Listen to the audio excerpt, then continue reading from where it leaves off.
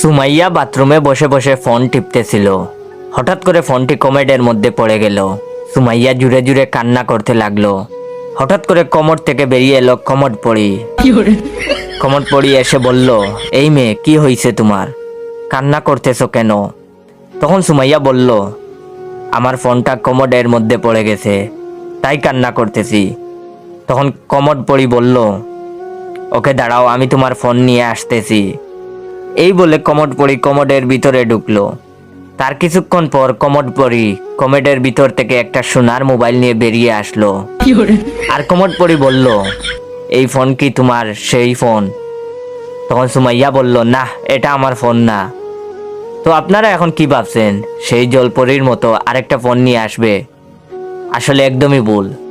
তখন কমোড পড়ি বলল, হারামজাদি, তুই কি মনে করতেছিস? এইটা কি সোনার ফোন? শালি, এইটাই তোর ফোন। টয়লেট লেগে গোল্ডেন কালার হয়ে গেছে। এটা শুনে তো সুমাইয়া বেহুশ।